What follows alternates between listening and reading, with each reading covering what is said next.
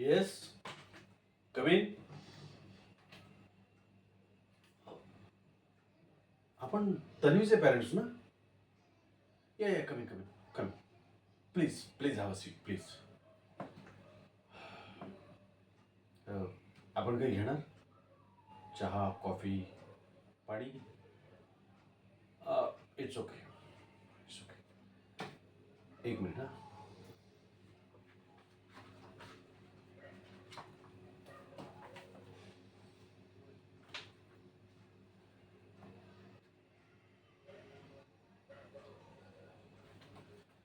हे बघा, तन्वीचे सगळे रिपोर्ट्स मी वाचले आणि काही महत्त्वाच्या गोष्टी सांगायच्या होत्या, म्हणूनच मी तुम्हाला इथं बोलवलं.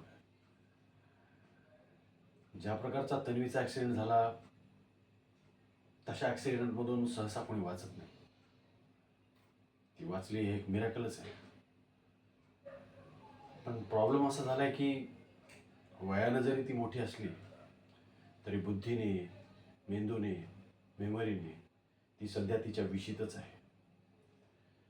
आणि तिच्या पुढच्या आयुष्याबद्दल तिला जितक्या हळूवारपणे कळत जाईल ना तितकंच तिच्यासाठी चांगलं आहे. कारण तिच्या पुढच्या आयुष्याबद्दल तिला जर जाणीवपूर्वक कोणी काही सांगण्याचा प्रयत्न केला तर आय एम लिटिल वर्ल्ड. काहीही होऊ शकतं. म्हणजे अचानक BP वाढणे, शुगर वाढणे, मेमरी ओव्हरलोडमुळं डोक्यावर प्रेशर येणे, ब्रेन हॅमरेज होणे, सडन डेथ होणे, काही होऊ शकतं. त्यामुळे मी सजेस्ट करेन की तिच्याजवळ सतत कोणीतरी असलं पाहिजे. तिला पुढच्या आयुष्याबद्दल जाणीवपूर्वक कोणीच काही सांगणार नाही ना याची दक्षता घेण्यासाठी. आणि बाकी काय, मी ज्या औषध आणि गोळ्या दिल्यात ते चालू ठेवा.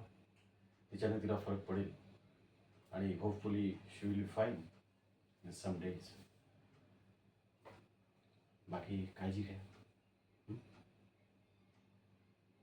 या.